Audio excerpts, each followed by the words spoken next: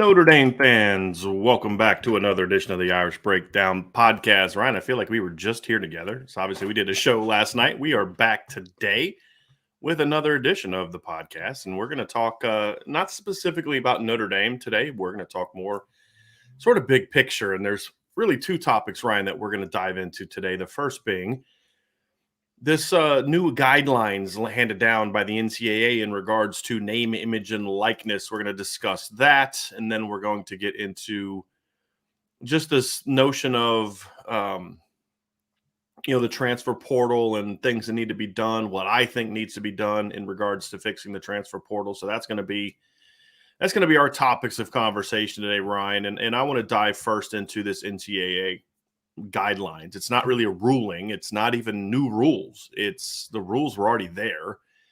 It's basically them saying, hey, we're going to, supposedly we're going to, start enforcing the rules and providing more guidelines to what they are going to do. And I'm just going to read you just briefly kind of something from what the NCAA released yesterday. So they said, here is from one of the releases from yesterday. Today, the Division I Board of Directors took a significant first step to address some of the challenges and improper behaviors that exist in the name, image, and likeness environment that may violate our long-established recruiting rules, while the NCAA may pursue the most outrageous violations that were clearly contrary to the interim policy adopted last summer. Our focus is on the future. The new guidance establishes a common set of expectations for the Division I institutes moving forward, and the board expects all Division I institutions to follow our recruiting rules and operate within these reasonable expectations, said Jair Moorhead, president at the University of Georgia. I just found it, first of all, funny that an SEC school is the one, like, at the top of this, like, talking about, we're going to, these rules, I can't break these rules. I just find that hilarious. Well, they do everything by the book. I don't know what you're talking about. Exactly.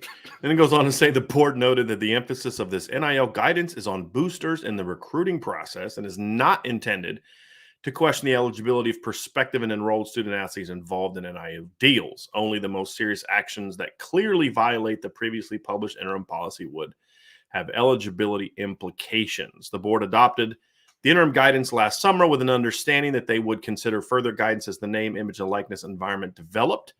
The additional guidance is appropriate now as there is better understanding about the impact on student athletes. Board members also urge schools to investigate, detect, and self-report violations and cooperate with the NCAA enforcement staff as they investigate. Board members acknowledge that more work must be done and ask the Division I Council to continue exploring additional measures to better ensure name, image, and likeness opportunities align with NCAA values and protect the well-being of student athletes, Ryan. So that was their nonsense comment that was relayed yesterday. What is your first thoughts? I mean, my first thought is that, I think anytime there's a problem, it's good to admit that there's a problem, right? So I agree with what you kind of stated in your article, the sense of this is a step. It just seems like a very baby step, right? Right. Like, I think that they're trying to make it seem like they are definitely understanding and show that there is a We're need aware of the problem. Exactly. And we may do something about it. At some point. Today is not that day, though. Exactly. That's what they said. Like, we may, I'm reading it again. While the NCAA may pursue the most outrageous violations, it's basically saying, hey, guys, knock it off. Or we might have to do something about this. Like, that's basically what they're doing. Now that all the transfers have happened, now they may get involved. Ryan, first of all, I believe they were shamed into this, really. I mean, they were shamed into this where you saw what was happening. You saw kids going into the portal, and it's been going on for a couple of years now, but kids going into the portal, and within a few hours of going in the portal, they're announcing where they're going to school. Like, really? That just happened? You've got this. And then when NIL kind of got involved, you see guys just basically getting deals to come to the school. I mean, we saw what happened with Jordan Addison. And I've heard plenty of rumblings and rumors about schools reaching out to Michael Mayer. I know for a fact a school down south that we all have talked about a lot lately has certainly made attempts to reach out to Notre Dame players illegally. And I think we all know what school I'm talking about there. And, of course, we've seen what Alabama's done, USC is doing. USC is just flaunting it. I mean, USC is not even pretending to hide it. And that's because the NCAA basically did nothing about it. And I don't think that this ruling scares anybody, to be honest with you. Like this whole, well, we're focused on the future. We're not going to do anything about we may do something about what's happened. But, really this is about the future. Here's what we didn't see in any of those things, right? We didn't see in any of those things anything about what the punishments would be. Right. And until the NCAA steps up and says, here is what the punishments are, then that nothing's going to change. And they're going to have to come up with new punishments because a lot of this stuff is just, well, you're going to get, you're going to get a fine, a small fine. You're going to get put on probation. There's a lot of schools on probation that nothing actually happens. They're just on probation, meaning you can't do it again in the time that you're on probation. Right. Mm-hmm. And, we're talking with Sean Stiers yesterday and, we were having a conversation about this whole thing. And, I've proposed some things that need to happen, right? Like, so if you are caught in rules violations with the transfer portal, for example, and NIL enticements and such, there should be a hefty fine levied on the school, right? Because money talks. So like, I'm talking like at least 7 figures. There needs to be a loss of scholarships, like 5 scholarships, right? You can't go beyond 80 or, maybe even more, depending on, maybe 5 the first time, 10 the second time, whatever. And then you need to do what I've talked about recently, which is, okay, if you get caught doing this, you also can't take any transfers the next 3 years. Oh, and Sean brought up the idea, and I give him credit for this. Sean brought the idea. He goes, what about suspending coaches? So if a program gets caught, and it doesn't have to be the coach, if it's a booster, because that's the thing that you mentioned. This is geared towards the collectives and the boosters that are basically using NIL to entice players to come. It's the Cardinal Tate, it's the Nico situation, it's the with high school kids, it's what's going on with Dante Moore right now. Yep. It's basically saying you can't do this. You can't be using NIL to offer kids money to try to get them to go there. There was something I read in one of the actual official releases where the NCAA said, like, you can't use this as an enticement to get a kid to a specific school or to keep a kid at a specific school. Right. So if a kid's going to transfer, you can't say, well, we're going to use these things to keep you here. Here's this deal. And they're supposedly trying to get back into the whole spirit of what NIL is supposed to be about. But at the end of the day, Ryan, it's like that's all fine and dandy, but where's the teeth? Like if a coach has to get suspended, 3 games the first time it happens, 6 games the second time, and you're done for a year the third time, and your school's getting fined in the millions, and you are put on probation, and you can't use a transfer portal, then maybe you might start seeing some teeth put to this thing. Well, I think the big thing for me is that there's no separation between.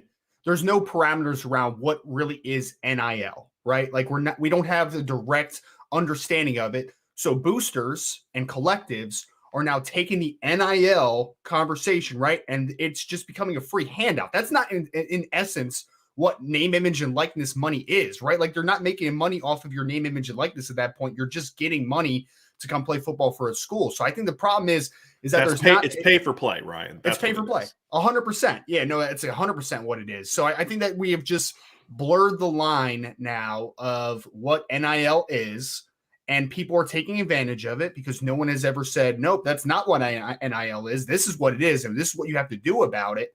So now we're getting to a point where the NCAA, and I do agree with what they're trying to do in an essence, right? It's you want to eliminate the booster involvement in everything because that's where things get really, really murky, right? You eliminate their involvement and things get less hairy. Like it gets more defined at that point if that involvement is taken out of the equation. So I agree with that essence, but like you said, it's like, I'm going to threaten you because of what you did in the past, and we can go back and revisit that stuff.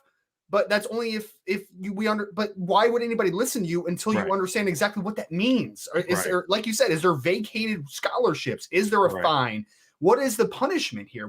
Until we know the punishment, there's no reason for people not to be a little sneaky behind the scenes. So I like the fact that, like, hey, you're calling out what the problem is. The biggest issue. Yeah, well, to a degree, there's a lot of underlying issues with it, but a big problem is the booster involvement, obviously, and Right. renaming what NIL money The really collectives is. and all that Exactly. kind of stuff. I want to speak to this too, because what this like, so people have asked, how does this impact the Notre Dame collective and the Notre Dame fund? Not at all, because this is not meant to stop NIL. This is not meant to stop the fun thing that Notre Dame is doing, because that is geared, and Brady Quinn has said very clearly, this will not be going to prospects. This is going to go to kids who are at Notre Dame. And they've made it very clear, we have no intention of using this to try to entice kids. This is for students who are already here. That's fine. The NCAA says that's okay. Like, that's part of the deal, right? But also, as Brady Quinn has pointed out, and what this should be is with the fun thing that Notre Dame is doing, there is a give and a take. You're not just going to say, hey, that's my favorite charity, now give me $1 million and give them 10,000. You got to go participate. You've got to be out there. You've got to be involved in this, which a lot of Notre Dame players already are. And that's how you're going to be able to go out and have an impact. Now, I don't actually mind it being a situation where, a more well-known player gets more money. That's part of what I believe to be sort of some free market principles that I'm okay with being involved in this process. But what you can't do is just hand kids money, because that is not in the spirit of what they're not making money off their name, image, and likeness, because name, image, and likeness means you're going to use my name, my image, or my likeness to somehow create revenue on your end as a company, as a booster, NCAA, school, whatever, and we're going to pay you for that. That's what it's supposed to be. Not just, hey, come play quarterback here and here's $2 million. Right. It's not supposed to be that at all. But that's what it turned into. And shocker, we knew that when this whole started. So when somebody had said in the comment, like, the NCAA was unprepared for this. If they were, then they are too stupid to be in the positions that they have, and they should resign immediately. Like, if you didn't see this coming, because we did, Ryan, you and I have talked about this. I talked about this over a year ago when the portal situation opened. I said, this is going to become a free agency. You're going to have the top schools are going to steal from the worst schools. And that's exactly what's happened. Because why? Because the top schools have money. And the guys, the organizations or the programs or people around those programs that have money are going to be able to take advantage of it. And at that point, it's just poaching. It's not recruiting. It's not helping people. It is literally poaching. We talked about Tucker Kraft last one, the South Dakota State tight end. He could go to a big school and maybe he'd be a good player. It's possible. But there's also a chance that he comes and he becomes a third string tight end, and he didn't make your program technically any money off of his name, image, and likeness, but you poached him from a smaller school for a check to be a depth piece to your roster. That is where the lines get awful, because it's poaching at that point. Yeah. And that's what it's turned into. I mean, Jordan Addison you can't tell me that Jordan Addison is doing this to better his career. He just won the Biletnikoff Award. If he stayed at Pitt and had a similar year that he had last year, he's a first-round pick. The NFL, how many Pitt receivers have we seen be pretty highly picked guys, right? So it's not like he has to do this because it's better for careers. Like the kid from South Dakota State, you could actually make a case that there's a benefit to him going from South Dakota State to a Notre Dame as a number 2 tight end behind Michael Mayer, in Alabama, Oklahoma, something like that, right? Sure. Although I would argue we've seen a lot of kids from that conference get picked pretty high the last few years, right? But that's a different conversation for a different day. But you can make that case. Going from Pitt to USC is all about Jordan Addison getting paid. That's all it is. And not for his name, image, and likeness, just to help USC be a better football team. That's free agency. But the difference between that and what happens in the NFL is there are tampering rules in the NFL that are severe. You know this, Ryan. You follow the NFL closer than I do. There are severe tampering penalties that happen. And so when you look at what this has turned into, it's becoming a mess, because here's the other thing. As schools are putting money in to get these top players, what's happening to the kids that are already at the school, right? Like we talked about this last week. That's why I loved what that basketball player from Miami did. They paid all this money, this slush fund that Miami has paid all this money to get this Kansas State transfer. So that kid said, fine, you're not going to give me that kind of money. I'm already here. I'm already playing. I'm jumping in the portal and I'm open for business. And I was like, man, he just shines such a bright light on how garbage this whole thing is that, I loved it. I absolutely loved it. Now, I don't think that was his motivations. right? I think it was more of just being mad that somebody else is making money and he wasn't, which I get it. It's going to happen more and more and more and more. You're going to be sitting there and you're the starting quarterback at a place, and the third string kid, like, I don't know, Ohio State last year, where their third string quarterback who played 0 snaps was a millionaire. And the two kids ahead of him that already been there, already put in the work, CJ Stroud goes out and does what he does. They're getting paid less money than this kid who bypassed the senior year just so he get paid. Right? What kind of message are we teaching kids? I mean, and what has he learned from that? Nothing. He missed out on his entire senior year. He screwed his teammates over. Why? So he could make money. Because apparently in America now, as long as you're making money, nothing else matters. No ethics, nothing else matters. And that's a horrible, horrible message that we're sending. And hey, you can, and again, I don't really feel bad for coaches as much, to be completely honest with you, because, where's the Pitt receivers coach from last year now? Where did he go? That's a good question. Texas? Is he at Texas now? Yeah. Right. Yeah. Okay. So he used building up Jordan Addison to springboard him to a better job. Help himself. Yeah. Right. So I don't feel bad for coaches, right? Because you're doing the same thing. Who I feel bad for is Keaton Slovis, who transferred to Pitt to play with him. I feel bad for his teammates that were counting on Jordan Addison to say, hey, we got a shot to repeat as ACC champs this year. Instead, you transfer to a team that went 4-8 last year because you're going to get paid. Because as you said, it's not about the quality of the program. This is a more broken version of Major League Baseball, where it's like you can draft a guy and build him up and do all that stuff, and as soon as he becomes a high-priced free agent, wish him luck, because you have no chance. And that's a system that's going to destroy the sport. It just is. And, people say, well, the people aren't going to stop watching. Well, we've seen in the NFL that the NFL has performed some actions, right or wrong. The NFL has performed actions the last 5 years that have caused people to turn off the TV. Yep. And it's cost them money. And that's going to come to college football if this continues. And so the SEC will be healthy, but the rest of college football is going to be losing you money. I mean, it's embarrassing. It really is embarrassing. And so the whole point of this is that I do like about the release, Ryan, is it's clearly geared towards boosters and different things being used as an enticement, right, to get people there. I have no problem with boosters stepping up and saying, hey, we want to help out the kids that are here. So if I'm Tom Mendoza, or I'm, any other like wealthy Notre Dame, person, and I say, hey, look, I love this kid. I love this Blake Fisher kid, and I would love for him to be, on some ads for us. I would love for him to do a speaking engagement. I would, if WSBT, they would always do this. WSBT, you always hear like, Ian Book, New University Notre Dame quarterback. Well, he should get paid for that now, right? And there's no reason, don't do that for free. You know what I mean? Like those kind of things. But there's different aspects of this where I'm all for boosters being able to step up and help these kids out, as long as there's some sort of, you come here and you got to do this kind of thing, or you're here and we're going to help you do this kind of thing. So again, I'm a supporter of name, image, and likeness. I am. The problem is that if part of me wonders if this, sometimes you say, you can't give the NCAA too much credit, because sometimes you start thinking there's this master plan, and then the whole thing plays out and you realize, no, they're just full of crap. They're just incompetent. There was no master plan. They're just incompetent.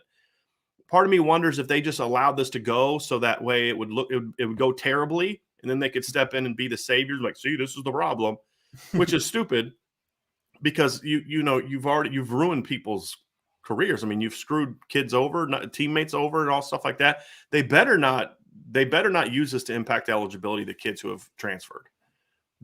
Two reasons. One is that's when you set yourself up to lawsuits. I mean, that you start saying, well, you're not eligible. That's when you start kind of getting or you've got to pay back. Like that's what they've done in the past. The kids that have got caught, you got to pay this money back, right? You start doing stuff like that. That's where antitrust lawsuits are going to happen. And the NCAA has been losing most of those recently. But what you should do is to say, hey, look, we're going to give immunity to every player that this has happened from before. Now, moving forward, if you do this, we are now making sure you understand the rules. If you do this moving forward, you will lose eligibility, right? You can't play. I'm sorry. But we're not going to do this to the kids that have transferred. However, we're going to give immunity to any player that took money or was offered money if they want to come forward. Because at the end of the day, Ryan, the NCAA has to enforce this stuff, but there's way too many coaches sitting on the sidelines afraid to speak up about what's happening because they don't want to be branded as narcs. Not because they're worried about something happening to where they are now, but it will hurt their ability to move on somewhere else. Well, I can't turn in Alabama. I would actually like to work there someday. I can't narc on USC because I wouldn't mind working with that guy someday. This other school's not going to hire me if they know that I'm a narc, right? So that's the sick part of this whole thing. It's like coaches aren't going to step up because they're afraid that if they narc, then that's going to hurt their opportunities for advancement, which is kind of disgusting. It's cowardly, to be completely honest with you. It's putting your lack of, yourself and, ahead of the game, which I believe coaches are supposed to be the stewards of this great game. ADs and presidents, they're supposed to be the stewards of this great game because players are going to come and go, coaches are going to come and go, but it's with anything. Did you leave your mark on this game? And did you make this game better than when you found it? And the reality is there's a lot of coaches who are not doing that right now. And until coaches are going to have the courage to say, this isn't right. What we're doing to this game and to young people is not right. And I care more about that than I care about keeping my mouth shut. So that way I'll have an opportunity to get mine next year when I try to get a better coaching job. Right. And they need to talk to players like Zay Flowers, talk to players like Michael Mayer, like, hey, what happened here? What was this process? If for nothing else, to find out how these back channel things are happening. What are they doing? So that way, if you're not going to crack down on what happened and you're going to look towards the future, if you have these conversations with the Jordan Addison, with the Michael Mayer, with the Jahmyr Gibbs, with the Zay Flowers, get as much the kid from South Dakota State, who's clearly not afraid to go on record with this is what's going on, and say, look, if you're not going to do anything to those schools, you could at least have an idea of how the process is working. And then you can set up rules to say, if this happens, this is the punishment. And we know this is happening because we've talked to kids, and we can't do anything about it retroactively, but we're going to do something about it now. And if you do A, B, and C, and D, then this is what the consequences are going to be. And that's what they do. Yeah, I'm interested just to see if players do come out and kind of pull out these skeletons at some point, Like, I'm very interested because, like you said, I mean, my exposure is to Tucker Kraft. Does he go, and he named that there were several Power 5 big conference schools that had reached out to him. Michael Mayer is open to it. Zay Flowers, that you wrote the article about, is open to the conversation. Will they be able to come forward, or will they be comfortable to come forward and to name organizations? Because what I'm most curious about, Brian, and I would love your insight on this, your opinion anyway. I am curious if there is going to be some investigation back to, because 10 months does not seem like a long time, right? And in the reality of it is 10 months is a very short amount of time, right? And that stuff passes quickly. But in that 10 months, how many improper benefits to pay for play has happened during that 10-month span? It's probably an almost incalculable type of number right now. So is the NCAA serious in the fact that, like, hey, we messed up here. We let this go on for 10 months without any help, guidance, repercussions, anything? Are they going to go back and say, like, yes, we're actually going to follow through what we said? Because if that happens, Ryan, because like you said, right now there's no repercussions. They didn't put down anything in that release that said, and for the next one, if this happens, this and this is going to happen. But the one thing they can do is if they do go back into some of those investigations and they do lay down some penalties, then you can at least say, like, hey, we're serious about this. Right. Something is going to happen if something happens. But my worry is that there's now too much things to kind of comb through. Too many things happened at this point, and I doubt the NCAA is going to be willing to go back and find all those skeletons. Right. Now, and that's what I think the thing that I did take away from the statement that I thought made a lot of sense was, and this is what he said: the image, while the NCAA may pursue the most outrageous violations, what I think that to me, that was a shot to, like, USC and Alabama and Texas A&M. Like, look, it's kind of like they're saying, do you guys have to be this stupid with it? Like, seriously, guys, if you just would would not be idiots, we would have left you alone. Now you've shamed us into we have to do something now, you morons. If you just would have not been stupid about this and not so blatantly cheated, we would have left you alone like we've left the SEC alone for decades when it comes to paying players illegally as high school prospects. Enticing players with money is not new, right? And it's going to continue no matter what they do. The whole point here, and this is something that bothers me. I've had people reach out and say, well, it's going to happen anyway. So just because people are going to do it anyway, you don't make rules? Just because someone's going to be an idiot and drive 90 on the interstate means you just get rid of the rules? No, you set your guidelines and then you try to catch as many people as possible. And what you do is, Ryan, is the NCAA has to do it, is make a situation where there's enough rules in place and proven enforcement that it becomes harder and harder to cheat, but you're going to do it less. We need to get this one player, we need to get these two players, but we're not going to bring in 10 grad transfers. It's not going to be as blatant as what we've seen where kid enters the portal and he's made a decision within a day. And then you're like, okay, well, let's investigate that one. Right. I mean, that's the thing, is you're going to eliminate some of this more blatant cheating that's going on, or you're never going to get rid of it, but you at least limit it. Cause right now it's free reign. And that can't happen. That cannot happen. And that has to change. And so until, like you said, they can go back and say, hey, we're going to, so where the tricky part comes is you can't set a rule. What I don't like is, and we see this in politics and law and other things, and I'm hugely against this. You can't set a law and then retroactively and set new punishments and then retroactively punish people in a way that they were not aware of that punishment capability when they did it. You can only punish them with what the rules were at the time that they were doing it, right? Agreed. So if you can only, sanction, and you can only suspend, and you can only remove some scholarships from schools who have cheated for rules that already existed, then that's okay. They're going to get away with it to a degree. But moving forward from this day on, if you do this, you're going to lose scholarships. You're going to lose the transfer access to so for example, you shouldn't be able to go to USC and say, if you set a rule that said, if you get caught doing this, you can't have access to the transfer portal for 3 years. I don't think it's right to retroactively go back and punish USC and Alabama for that. What's done is done to a certain degree, because, you should have done this at the beginning. But moving forward, if this happens again, this is what the punishments are. So I do think there is some of that has, because you start doing that, you open yourself up to liability and lawsuits. And the NCAA does have to. They should not be afraid of lawsuits, because if you're on the right side of an issue, you need to be willing to fight for it, right? And that's just the reality of it. But if that, to me, I don't know if that puts you on the right side. Retroactively punishing kids in a way that they didn't know that was a potential punishment when they did it. It doesn't make their actions less wrong, but I think that's going to be a little bit of a tougher sell for me moving forward. I guess I'm just really disappointed with the NCAA, which is not a new thing. The fact that I'm not a brilliant guy, right? Like, I'm a very modest, intelligent person. And I could have told you from the start of this that there was going to be improper benefits in some way, right? Like, it was a very easy thing to predict.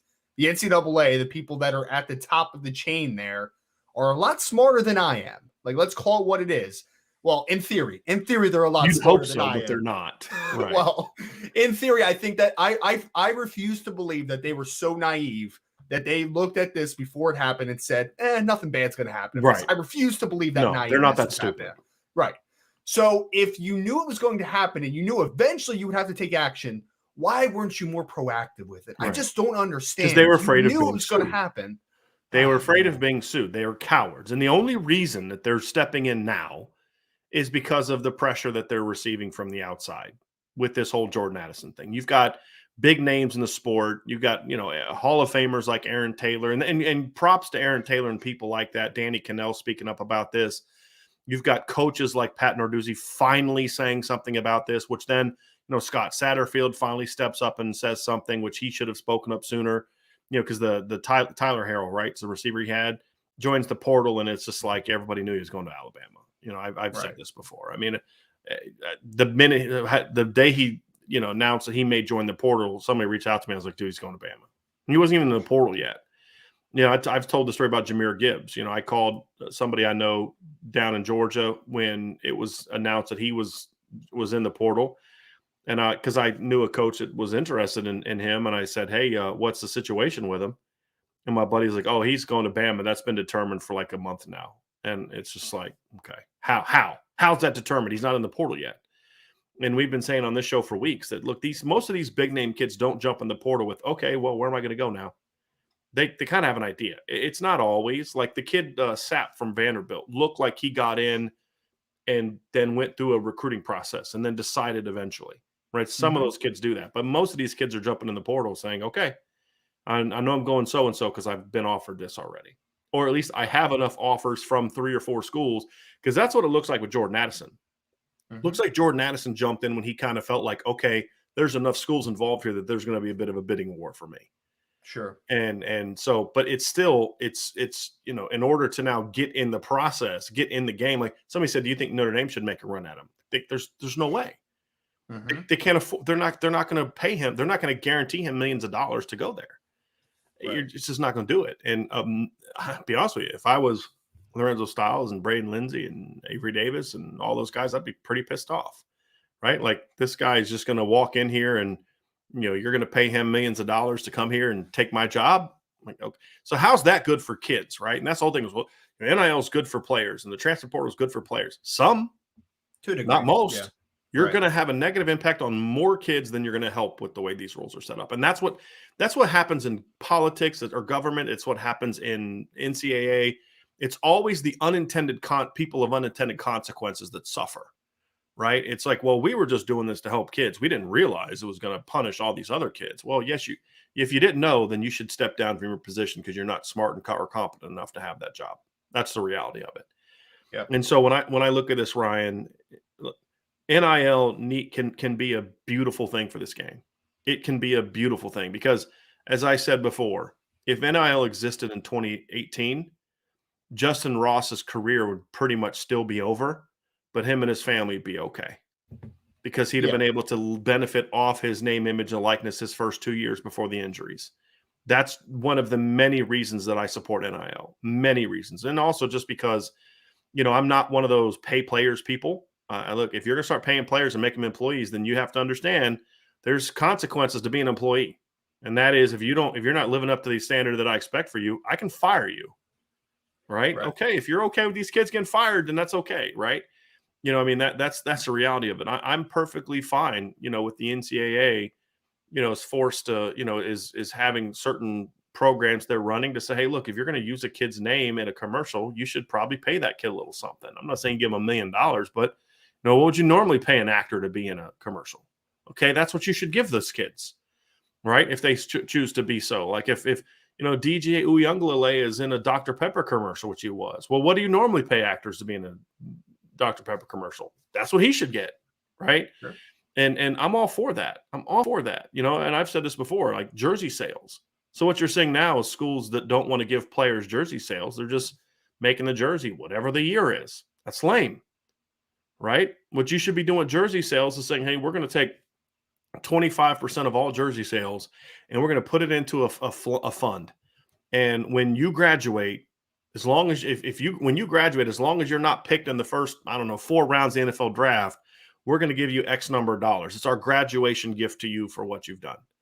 Right? And because what does that do? It gives kids some money. It helps them kind of get off on their feet. And for these kids who, maybe say it's, we're going to use this thing. We're going to use sales of this to help create a medical scholarship or medical fund for our players for 5 years after you finish your careers in certain sports, football being one, maybe hockey, the sports that have more, tend to have more physical toll on a body. For the 5 years after playing, we'll use this to help pay for any medical costs related to, your injuries, right? So if you've got a documented injury that you sought help for or whatever, we're going to help you take care of that because these kids who aren't going Notre Dame kids, it's not as tough on because they got the Notre Dame degree. But there's a lot of kids that are like, okay, well, you got done playing football at such and such school in the South or whatever state school in the Midwest. And, you got your general education degree and you didn't make it to the NFL. Now what are you going to do? Right. Well, I still have a bum shoulder. right? Well, they're not taking care of it anymore because I'm not part of the team anymore. I'm not on scholarship anymore. I'm graduated. And I've got all these costs that are related to me playing football there, and they're not doing a darn thing to help me. They gave me a crap education because they just wanted to use me for football. What are we doing here, right? We're not doing it right. And so those are things that should all be part of this whole package if it's really about looking out for the kids. But just paying the best players millions of dollars to get them to come to school there should not be what this is about. It shouldn't. It shouldn't. Yeah. Now it's, again, there was just no proactiveness to it. There was no, because you just put things in place without understanding what the repercussions were, and then you want to act shocked when things go sideways. It's just so nearsighted to me, and I'm just, now it makes me rethink everything that's happened. Like, before, you use Jahmyr Gibbs for an example, right? It's like, we know that he's talking to schools, right? Beforehand, before he answers the portal, obviously, or else he wouldn't make a decision quite that quick. But honestly, I think a naive person might think like, oh, he kind of knew he was going to the portal. Maybe he reached out to teams. Now I'm curious of what those bidding wars look like. I want a deeper dive, and I want more understanding of what's been behind the curtains, because we know a few things, obviously, because there's been players already that have come to the forefront and said, I've been getting offered this, and this, but I didn't want this, and this type of conversation. But now it's just, man, I mean, again, I like the fact that you're trying to separate the boosters collectives that are doing it the wrong way from the institution, right? From the football program, I should say, to a degree. I like that that's what you're trying to do. And I don't think it was going to hurt, like you said, with the Brady Quinn, Tom Mendoza side of the things. They're still going to do their thing because they're not violating and doing it the wrong way. And Brady made that very clear. The reason it took them 4 months to get this going was because they wanted to make sure that they studied the NCAA rules, looked at what this is going to be like, and make sure that they were staying within the NCAA guidelines for NIL. And that's why things like that are safe.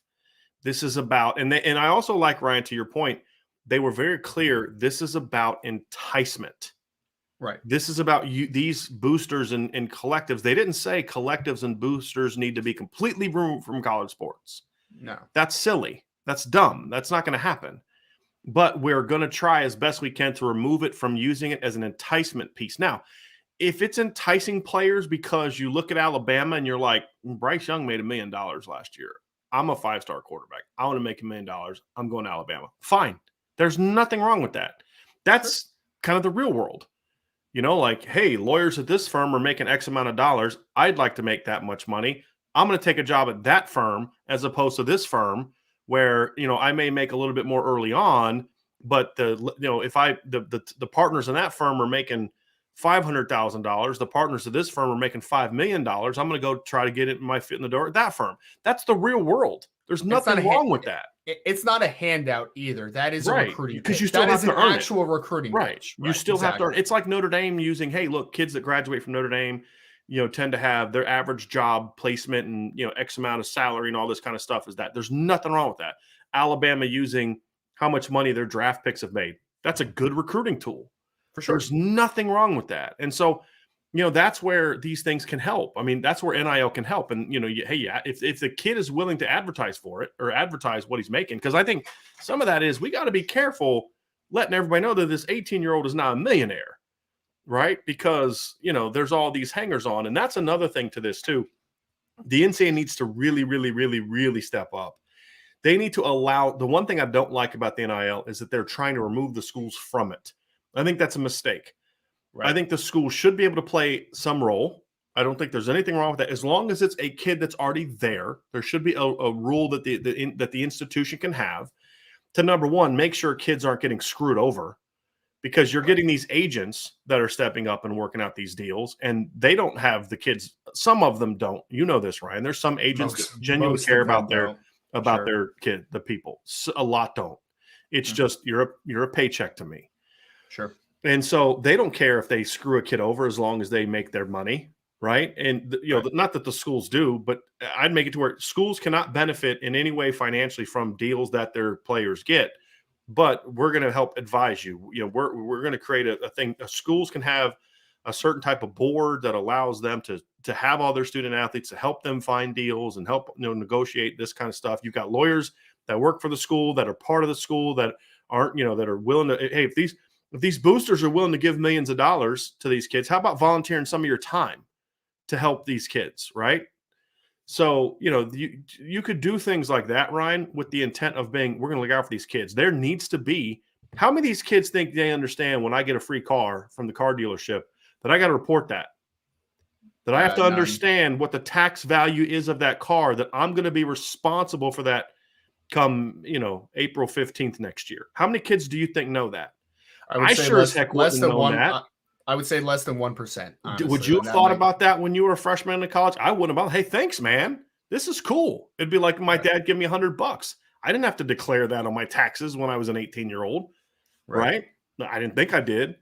And so that's, again, where these kids are going to start getting screwed, is they're thinking, hey, I made $50,000. Okay, well, make sure you put like 40% of that in an account somewhere that you hold until next April, right? You know what I mean? And you might want to save a little bit extra for that to pay for someone to do your taxes next year. That should all be done at the school level. Notre Dame should have an organization, for example, that says, hey, look, you guys got to report to us what you're making, okay? We can advise you on how every school should be responsible for this.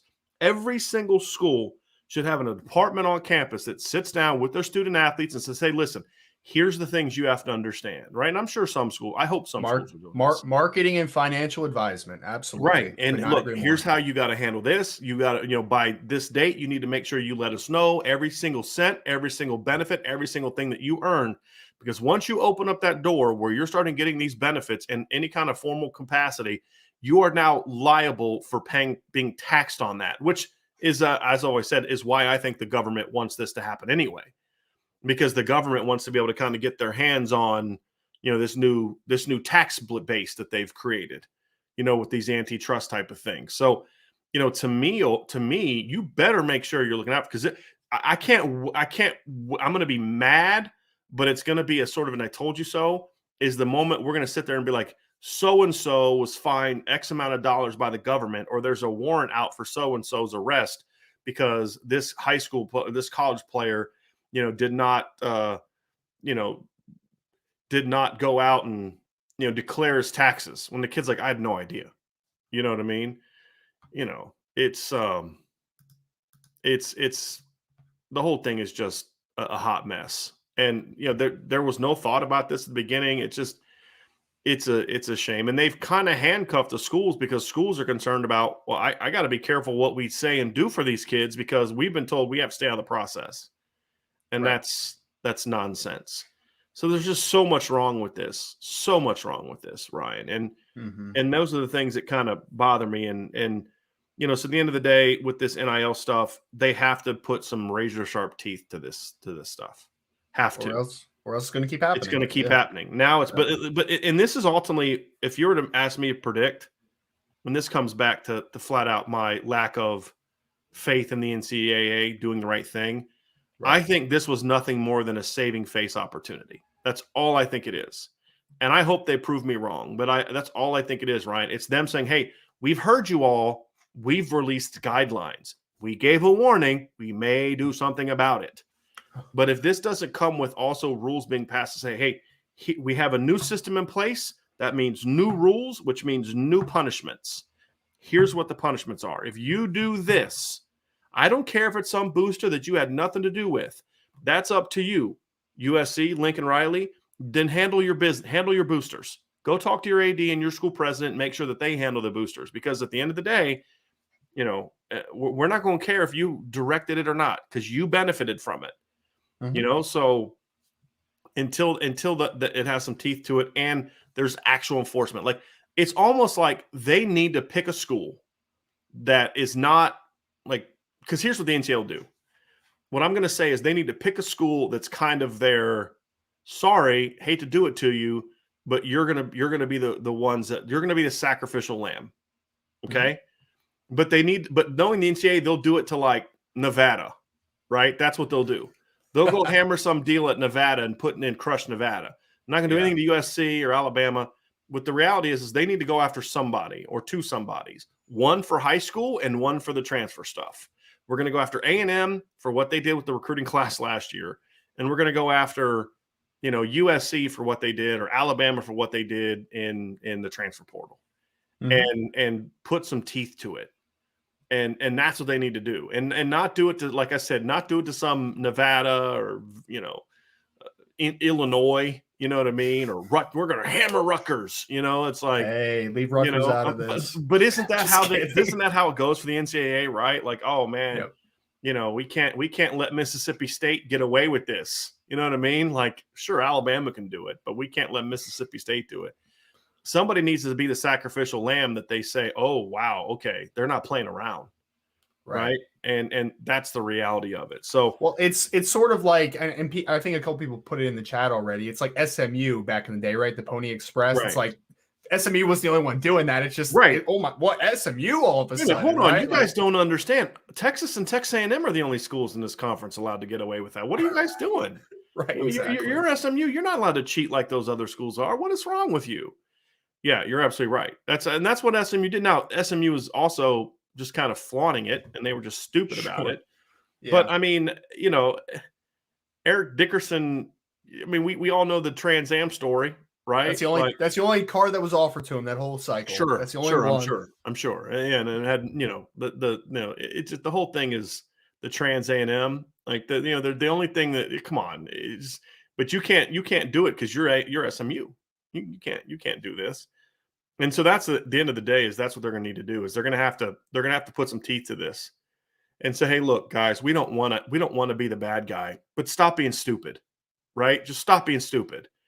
And, and we won't have to do this. So somebody made put, like, I could see them going after like Jackson State, right? Like, you know what I mean? Like something like that. Yeah. I could see them going after Dion instead of actually going after the people that are actually like really abusing these rules.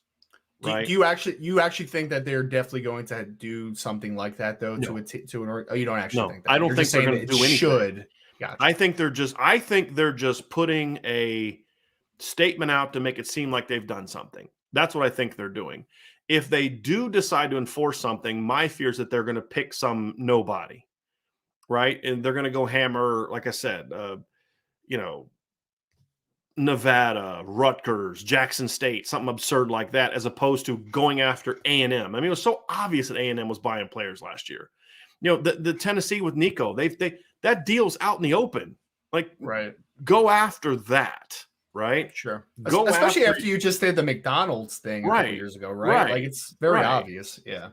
Go after USC and what they've done with the transfer portal, because them and Alabama are the two most blatant cheaters out there. I get that they're afraid of the SEC, so they probably won't go after Bama. So then go after USC. I don't care. But you've got to go after somebody where it's like, ooh, did you guys see what they did to Texas A&M? Did you guys see what they did to USC? Did you guys see what they did to Tennessee?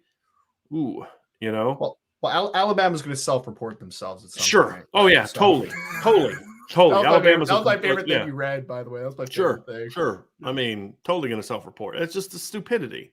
Because they're gonna throw their boosters and their collectives under the bus, right? And they're going to alienate the people that have the money in their that pay for all their stuff, right? Sure, totally makes sense. It's the stupidest thing. But see, again, it's stuff like that, Ryan, that makes me think the NCAA actually has no interest in fixing this. But here's some other things. So the reality is, it's going to be hard to get NIL enticements out of recruiting. It's going to be harder to do that than it will be to get it out of the transfer portal.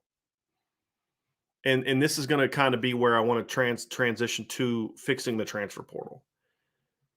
Because if you fix the transfer portal, in my opinion, it's going to go a long way towards fixing a lot of these issues that kind of pop up, right? It's going to go a long way towards fixing, getting rid of the situations with the kid that just went to USC, right? Jordan Addison.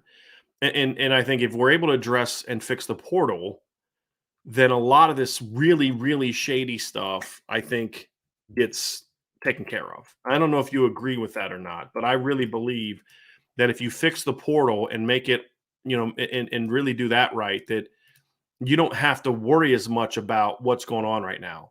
And so I want to address that. And, Ryan, I wrote a piece last week that I felt like there's a right way to fix the transfer portal. And I think we need to first admit two things.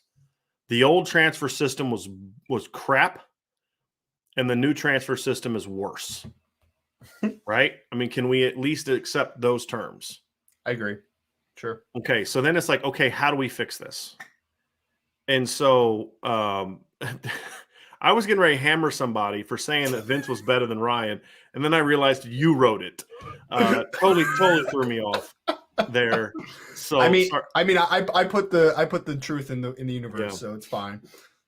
Yeah. So anyway, I want to get back to the transfer thing because I do feel like this is a way to do it. Number one, the first thing you do is the general rule is graduate transfers can and should be allowed to transfer anywhere they want. No restrictions, no holdbacks. Okay. If you graduate from college, that is reward. I thought that was one of the few smart things the NCAA has done in the last 10 years is allowing graduates to transfer without punishment. If you're an undergraduate, I don't care how many courses you've taken, how close you are to graduating. If you're an undergraduate and you transfer, you have to sit out a year. If you bring back the sitting out of a year, because people say, well, no. There needs to be freedom of movement. There is freedom of movement. You can transfer wherever the heck you want. Because here's what was stupid about the old system is the schools could kind of determine where the kids could go. You can't transfer to another SEC school. If you transfer to another Big Ten school, you got to sit out 2 years, right? I mean, hey, you can only look at these schools. We'll grant you the ability to go into the transfer, but only if you can't go to this school, this school, this school, this school, this school. That's stupid. Right? They should be able to have freedom of movement, but you can't just move without having to sit out a year. I think sitting out a year is good for kids. I think at number one, it ensures that you're really making a smart decision and not an emotional one. I think it's good because anytime you transfer, it's going to put you in a situation where you're going to lose credits. I think the sit out year allows you to kind of get yourself back in a good place academically. And we need to try to somewhat get back to making this being about student athletes. I think there's a lot of positives to it. I think sitting out a year also eliminates the cheating aspects of it. Now, you're still going to have people that are going to cheat. They're going to take a freshman and say, hey, look, come here, sit out a year, and then you're ready to play for us as a junior. But there's going to be some kids that are going to be like, no, I'm good. I don't want to sit out a year. I'm going to stay here because I can be a high pick here in that situation. But here's what you get rid of. You don't have Jordan Addison situations. If he has to sit out a year, he's not leaving. He's not going anywhere. He's either going to try to stay and get his degree, in a shorter period of time and then transfers a senior. But in his case, he's a true sophomore. Why the heck would he transfer somewhere? It'd be stupid for him to do that because he's got to sit out a year. So I think we need to bring that back out. And so people say, there may be lawsuits or whatever. There aren't. Look, this is what we have to understand. Playing college football is a privilege. It's not a right. And I think and having to sit out a year is a completely different situation than saying we aren't going to allow you to benefit off your name, image, and likeness. It's two completely different situations, right? Mm-hmm. It's like saying, well, you can't have rules on anything. You can't have rules on eligibility. Why can't I play college football for 8 years? Why can't I play for 9 years, right? There has to be some rules that you set for your institutions, right? And so, but again, a kid can transfer. If you don't think your NIL opportunities are being maximized at school A and you want to transfer school B, transfer school B. You just got to sit out a year because it's going to eliminate some of the stuff we're saying. Jahmyr Gibbs is not transferring to Alabama if he has to sit out a year. He's not. He's going to stay at Georgia Tech and have a great year at Georgia Tech and go out and put up big numbers and be as high of a pick next year as he would be here. Because who was the number one back drafted this past year? Wasn't an Alabama running back, correct, Ryan? Iowa State. Iowa State. Yep. So, that's kind of the reality of it. Now, again, transfers can play right away. Now, the other thing is part of the broken system was that kids were at times in situations where transferring is absolutely what they should have done. And I'm not talking about, bearing on the depth chart. I'm talking about I was promised this because this is why I transferred after my freshman year. I was promised this. I committed to you and signed with you because you promised me this. And when I got there, I realized you were just lying to me to get me there. And I think players need to be protected from that. So one of the things that I believe should happen is that when you transfer, number one, if you graduate, you get that year back. It's like right now, if you redshirt as a freshman and then transfer, you have to sit out a year, you lose a year of eligibility because you've now had 2 sit out years. Right? I don't like that. If you graduate, you get that year back. So you still have your opportunity to play 4 years, and it doesn't take away a second red shirt, right? I think you should get that year back. It should not be a thing where you lose eligibility, because then it's like you're punishing a kid who does transfer and sit out a year because of something that may not have been his fault. I think the other thing too is NILs or NLIs, national letters of intent, need to be more formal contracts. And what that means is in that contract, there's going to be a page where you put every single promise you made to a kid during the recruiting process. If you're true to stick to that promise, you have to put that in the NLI contract. NIL, national letter of intent, different than NIL. You have to put that in your letter of intent. I'm going to put it that way. Letter of intent, because that's going to get super confusing. You have to put that in your letter of intent. Hey, we're promised that you can wear jersey number 3. You're going to start, every game as a freshman. You're going to play minimum 20 snaps. We're going to, you can have whatever degree you want. We're going to let you live in this dorm. We're going to give you this meal plan. Whatever promises you make to the kid, you need to put in writing. Because now, if the kid knows, okay, you made me that promise and you're not willing to put it in writing, then I know you're not serious about that problem. And here's why you have that language in the contract. Because if you don't honor your end of the deal as an institution, that kid can transfer without punishment. So you clean up some of this stuff, like put your money where your mouth is, right? If you promise a kid, this is what happened to me. I went to a D3 school because I was promised I could play quarterback. I turned down opportunities from bigger schools. I was originally committed to a D2 school and all that, but I wanted to play quarterback. D3 school promised me I could play quarterback. Practice 5, I got moved to receiver. I started as a freshman and all that stuff, but it's like, I can't trust you now, and I transferred. Well, at the D3 level, I can transfer and play. But at the Division I level, if I transfer, I have to sit out a year. And now I lose a year of eligibility and my career has been thrown off, right? So give that back, or say if you were made a promise and you didn't hold that school to it to the point where you put it in the contract, you can still transfer, but you got to sit out a year, you get the year back. But make them put that in the national letter of intent. We promise you can wear this number, you can do this, that, the other. And if you can prove that they violate that, because it's very clear to prove some of this, in the contract, they said I could say this dorm, and it's not there, right? And I didn't get there. They promised me I'd get this jersey number, I'd play this position, I'd start this many games. If a school's promising you that, then they need to put their money where their mouth is. And if they can't, then they should stop promising that stuff. I would love to clean that up. Yeah. Right? And so that's something that I would put in there as well, right? Anything so far that you have an issue with so far in those two things?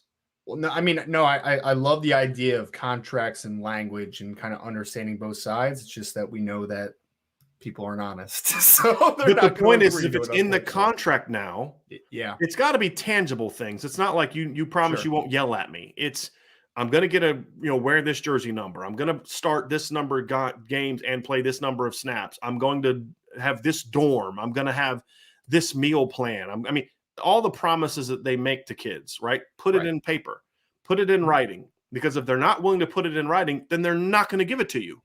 Right. Sure. And so there you go. I think that's a way that, in my opinion, you have to do it. And so I'm sorry, somebody needs to get put in timeout. So here's the other thing. I do think, and this is the hardest part to legislate, Ryan, and this is a conversation you and I have. I do think there needs to be a small but very clearly defined set of exceptions, right? Like if I can prove that my mother is genuinely going through a medical crisis beyond she's, something minor, she's having a root canal. Like that kid that transferred to Illinois, right? For the tight ends. Yeah, and then there was the center that went to NC State. Yeah. Right? No, transfer Virginia Tech. Yeah. Hoffman transferred from Coastal to Virginia Tech. Yeah. And that was a legitimate situation. You know what I mean? Troy McIntosh says, Brian, what about freedom to transfer your coaches? I'm getting there, Troy. Just patience, my friend. It's all building on top of each other. Okay. So it has to be very clearly defined. If this thing happens, if there's an academic thing and you'd have to work out the specifics, I do think there needs to be some of that, right? Where there do need to be some exceptions to it, right? I think that I think the next thing is there needs to be an ability for the school and the kid to agree to letting him out of his contract. So let's say a kid comes to your school and he's like, Coach, this is what's going on. I'm this, I'm that, I'm struggling, I'm this, I want to transfer. And if the school is like, you know what, we know the kid, we trust the kid, we know what he's going through. So, like, for example, Notre Dame, Devin Upal signed with Notre Dame this past year, right? Went through spring, loved it at Notre Dame, and there was a legitimate family situation that propped up, and he had to go back to UCLA. If he wanted to avoid the process of going to the NCAA, he could sit down with his coach, say, Coach, listen, here's what's going on. And they know the family, they know what's happening. They can then both agree to a contract that says we're allowing him to transfer, and we are willing to waive his sit out thing, right? Because sometimes I think this is good because you have a kid that's buried on your depth chart. Because part of the thing that I think should happen is all scholarships should be guaranteed 4 years, right? That should be a universal NCAA rule. There should not be conferences get to pick which way. It should be a universal. If you sign a kid to a contract, you have to own that for 4 years, right? But allow them to kind of let them out if because here's the thing. If I know I got this kid, he's my fourth quarterback, and I know this kid's never going to play for me, and I know he could go somewhere else, and I would like to use that scholarship on a high school kid that's better, we can both agree that it's going to be best for us if you leave. There'd have to be some protections put in where schools can't coerce a kid to do that. It has to be initiated by the player. But I think some things like that, I'd be willing to have some conversations on, Ryan, to be able to do that. Now, here is the big one. Coaches leaving, right? So Troy asked about this. This was in my breakdown I put out last week, Troy. I'd encourage you to check that out. Part of my lack of sympathy is when coaches say, well, you know, we coach these kids up, we recruit these kids, we coach them up, we do this, and then when they have success, they just leave us. Well, that's kind of what you do, right? And I would love to have a conversation about how the NCAA can mandate that try to not limit the freedom of movement from coaches, but try to make it to where there's a little bit more sting if you just up and leave. Or if you fire a coach, like, now schools are just firing coaches willy-nilly. Here's the rules I would put in place, Ryan, when it comes to transfers. I am not a fan of kids leaving because the assistant coach or the coordinators left. That's a natural part of it, especially when they leave for promotions. I'm not going to punish a school because your receivers coach, like, for example, I'm not going to punish Notre Dame because Lance Taylor went from running backs coach to offensive coordinator, or John McNulty went from tight ends coach to core. That's what you should be doing. You're doing it right. You're helping your people get promotions, right? And I just don't feel like that should influence a kid changing schools. I just don't. Right. I don't think that's a reason for a kid to leave. However, because here's why. The head coach is still the head coach. He dictates the direction of the program. However, there needs to be opportunities for kids to leave when coaches leave, whether they leave on their own or they're fired. Because this is going to put a lot more sting into, hey, you just want to fire a coach because he went 8-4 and you're not happy with 8-4. Just so you know, there's going to be some potential problems to this to make your job less attractive. So here's what I believe should happen. If a coach leaves for his decision or another, two things happen. Number one, there's a window from when that guy leaves, whether 30 days, 60 days, whatever the case may be, there's a window where players can't leave. They can't transfer out, because I want to give the school the opportunity to sit down with the kids and share the vision for what they're going to do next. Allow them to have the first chance to recruit the kids to stay. Once that window's passed, another window needs to open up that allows those kids to go find other schools to transfer to. No sit out. If your head coach leaves by his choice or yours, there's an opportunity for kids to leave. Okay? I believe that. If they don't transfer out during that window, then they've missed their opportunity. You've also given the schools a chance, because you got to be careful a little bit, Ryan, because if a coach leaves it's like now we're being double punished because our kids are leaving, right? So you should give schools that window to convince kids to stay. Hey, look, we've got a vision. Here's what we're bringing in. Here's how we're going to involve you in the process of hiring the next coach. You can't leave because we need you to stay. Right? And then give them a window to leave after that. Here's the other part of it. That school, that coach cannot take a transfer. None of those kids can transfer to his school unless they sit out a year. So like if Lincoln Riley leaves, Oklahoma to go to USC, none of those kids, like if kids decide they want to transfer and not sit out a year, they're more than welcome to do that. There's 129 schools they can go to. There's one they can't, and it's where Lincoln Riley went. You can transfer there, but you got to sit out a year. So hey, Caleb Williams, you want to go to USC? Cool, but you got to sit out a year, right? That's the reality of it. And so you do that, and I think that's going to, I think help clean up this process a little bit too, because there do need to be some protections where, these schools, especially head coaches now, you're just seeing guys leave more and more and more, and schools are just firing coaches in the middle of the year so they can go replace them with somebody else. That's fine. But just so you know, your job's not going to be nearly as attractive because if you fire this coach, and you could even say like if a school fires a coach, then you can, there is no window to convince them. If you fire a coach, they can just leave whenever they want. The window is more for the school, protect the schools if a coach decides to leave. So if you want to have a situation where you fire a coach and there is no window, I'd be open to that conversation, Ryan. I don't know what your thoughts are on that whole thing. Well, I had a question that is going to get a little specific, and maybe it doesn't even actually matter. But all right. So let's use Lincoln Riley as the example again here. Okay. So Lincoln Riley leaves.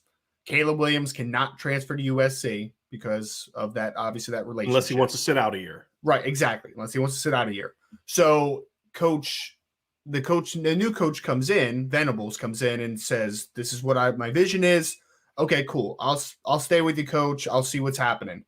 After that year, he's like, okay, just not a great fit. Like I had a solid year. Now I want to go back with Coach Riley. Does he now then have to sit out a year? Yeah, because the whole rule in general is you have to sit out a year. Okay. The transfer rules, you got to sit out a year. What I'm carving out is an exception to kids having to sit out if their coach leaves. Right. So the transfer rule is meant to, and maybe I wasn't clear about this. The kids that transfer out of a program when there's a coaching change don't have to sit out. That's the exception. And I don't think I said that clear enough. I don't think I said it at all. It's one of the one-time exceptions to a kid leaving.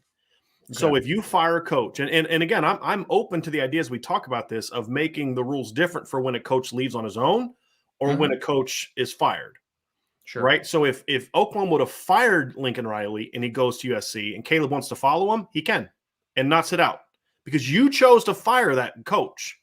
Right. You made the decision to fire coach. And again, the exceptions would also be like if the coach gets fired because you found out he's hooking up with an undergrad, you know what I mean? Like there's always, we're not writing the language of the contract. There's always exceptions. But if you just fire a coach for performance and then kids can leave.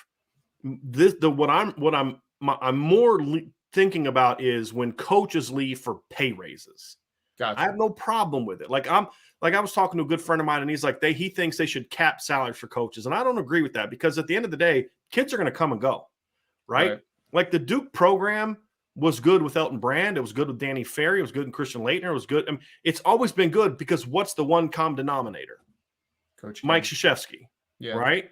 Mm-hmm. And so, yeah, the coaches, it's kind of like, you're the owner of a business. You're the one that built it. You're the one that sets the foundation. You're the one to grow. Yeah, you should probably make more money than the people, that are working skilled labor, unskilled labor, whatever the case may be. I'm not one of those people who's like, I hate rich people. I hate people that are having success in life. I hate entrepreneurs because they're successful and I'm poor. I hate that mentality. Mm-hmm. So I have no problem with coaches making money, but just so you know, there's going to be consequences to this. You can't recruit kids from your school because most coaches don't, but Lincoln Riley raided Oklahoma, and it's disgusting. And they can all play right away. Hey, you can all follow Coach Riley to USC. You can all follow him. It's got to sit out a year. Now, for Caleb Williams, that might have been worth it because he's not a year away from being draft eligible anyway. Right. He'd have to play 2 more years. He may say, you know what, sitting out a year and playing for Coach Riley for 1 year at USC is better than staying here for 2 years. He may decide that. Okay, fine. Jordan Addison it would not do that. Mario Williams may do that because he's, again, a freshman. But a kid who's a sophomore or junior, he's not going to do that because he's got to sit out a year, right? Mm-hmm. So I think it's a way to not allow those coaches in this era of one-time transfers to just take kids with them.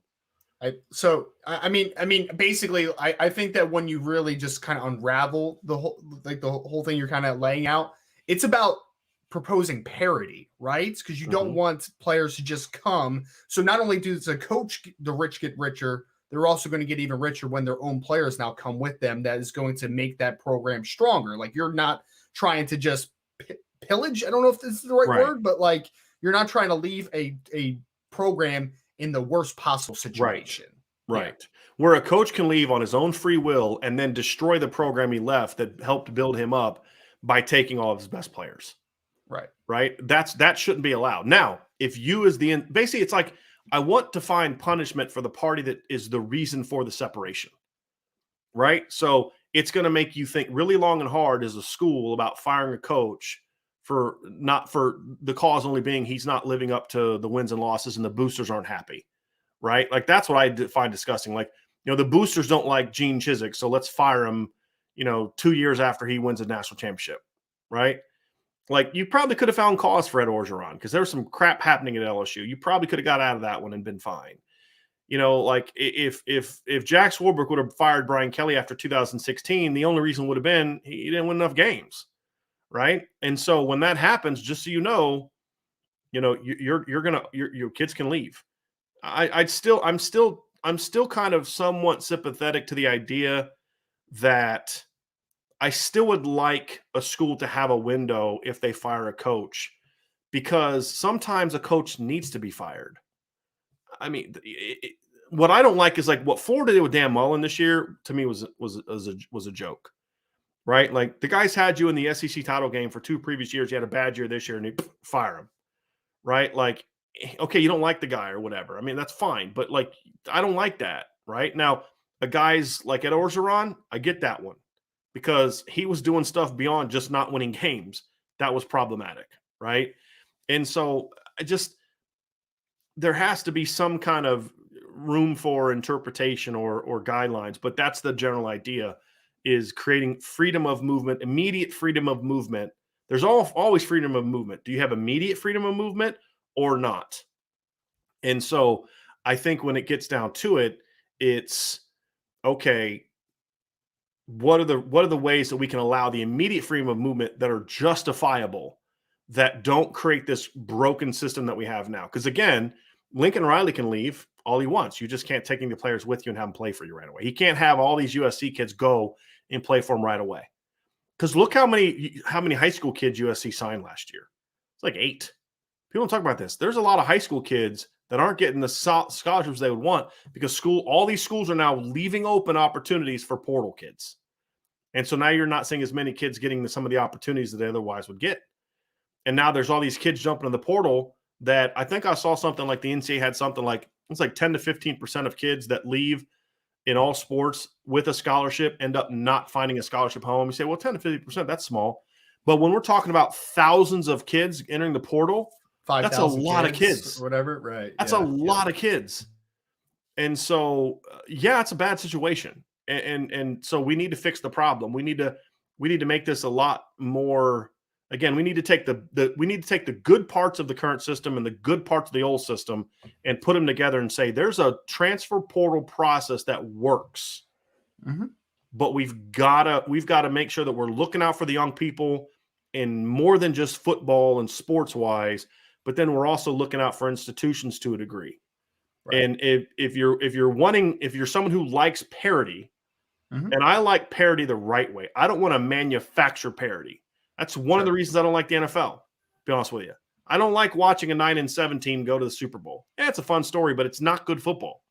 I don't mind a dynasty like the Bills or the Cowboys, and they were a dynasty in the AFC. I don't mind dynasties because they're all playing by the same rules. Mm-hmm. I hate dynasties in Major League Baseball. I don't mind them in football because they're all playing by the same rules. Right. Right? And I don't like parity that's manufactured. Hey, we're going to cap Alabama's ability to spend on their program. Well, you know what? Screw that. If Alabama wants to spend that much money on the program and you're not willing to do it, let's not punish Alabama. Let's punish Alabama because they're breaking rules. Let's punish Alabama because they're cheating. Let's punish Alabama because they're poaching, this kid or that kid or the other kid. Let's do that. Yeah. Right. I would say this too. You cannot transfer and have immediate transfer to follow a position coach. You can follow a position coach, but you got to sit out a year, right? That's the whole thing. You got to sit out a year. But to me, parity should come from you're providing opportunities and protections for some of the smaller schools so they can't be rated the way that it happens in Major League Baseball. Like that's what people say, well, college football is becoming the NFL. No, it's becoming Major League Baseball. Major League Baseball sucks. I'm sorry, it sucks. And, there's a reason it's not nearly as popular as it was 20 years ago. And a big part of it is like, if you're a Cincinnati Reds fan like I am, you just know every year my team has no shot to win a championship this year. None. And there's the occasional Florida Marlins or whatever, but you just know it's not going to happen. You know the World Series winner is going to be the team that spent the most money. That's what college football is becoming. And it's always been that way to a degree, but Vanderbilt makes choices. Like, for example, Stanford. Stanford has an endowment that's almost three times as big as Notre Dame's. Mm-hmm. If Stanford wanted to be good at football, it could be. They've chosen not to, right? That's the reality. They've chose not to invest in their program like Notre Dame does in theirs. That's their choice. But I'm not going to punish Notre Dame because they do spend more on their football program, right? That's my problem. But we do need to protect schools like a Kentucky that can never match Alabama in money in that regards from Alabama being able to take all their best players and play right away. Right. That we need to have protections for. And so I think that would be something that says we can create a system that works for kids. We're giving them the year back. Right? Grad transfers can still go and play right away. We're giving them the year back. We're protecting them from broken promises. We have outs for them when we can prove a legitimate hardship. We have outs for them if a head coach leaves or gets fired or whatever. We're giving these kids opportunities. We're protecting them, but we're also protecting the game. We're protecting the integrity of the game. We as the grown-ups are showing kids that there is a right way and a wrong way of doing it. And just doing whatever it takes to win is not okay. Winning is important. Why do it if you're not going to take care about winning? Why play sports if the score doesn't matter? That's the heart of sports. It's the competition. Sports is the competition, right? Mm-hmm. But there's also needs to be a notion of, but you just can't do whatever it takes. I remember, and I learned this lesson as a kid. I mean, just little league baseball, right after T-ball. This coach calls my dad and he says, "Hey, Barry, I'd like for you to be an assistant coach on my baseball team.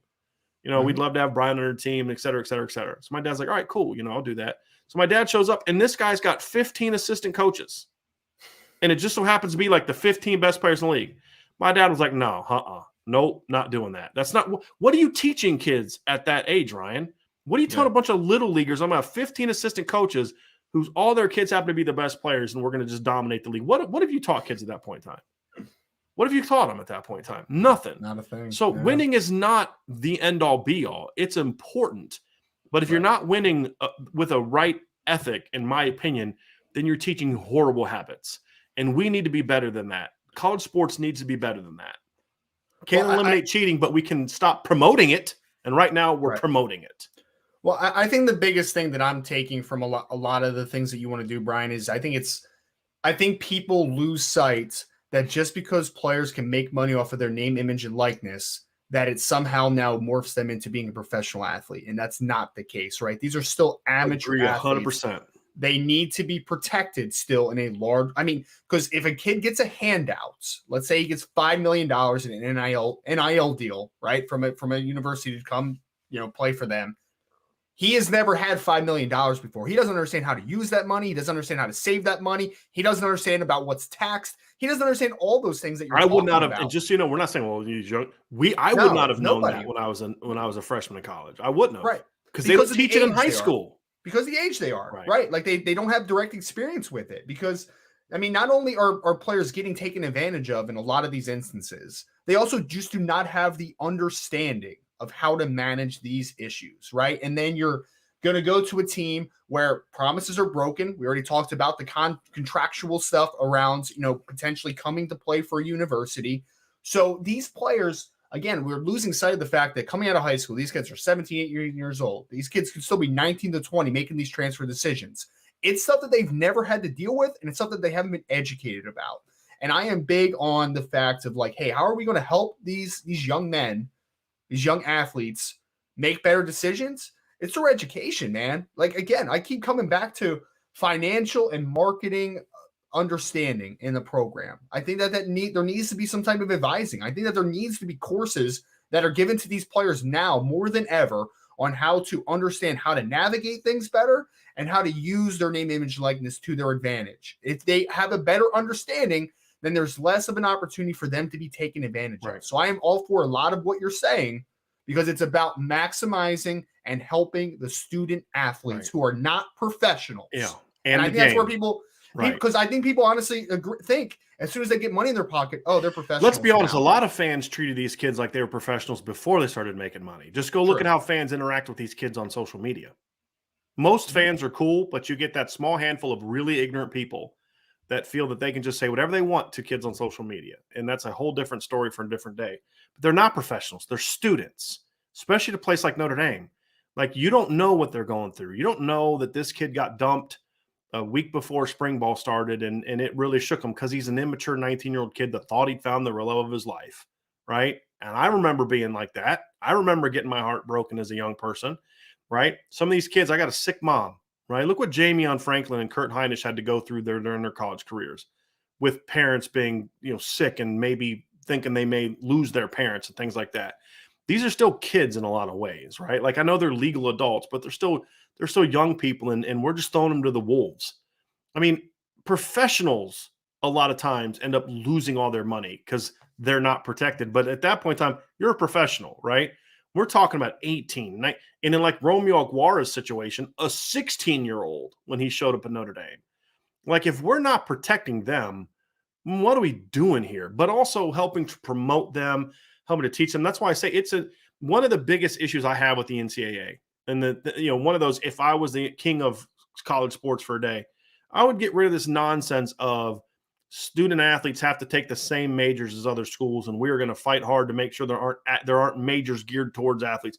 That's nonsense. Now, what they shouldn't have is fake classes like North Carolina did. But why can't there be a track for a student athlete to say, hey, you're here to play football. You're a 5-star recruit. You've got an opportunity to go be successful in your life. So here's what your 4-year course load is going to look like. Your freshman year, we're going to give you some stuff because we want you to be a well-rounded student, which the whole idea of gen ed classes drives me nuts, by the way. It's just another way to prolong a kid having to pay tuition to a school. Let's be honest about it. That's what high school's supposed to be about, right? But that's a different point for a different day. But beyond your first year of gen eds, this track is going to be geared towards your desire to be a professional athlete, right?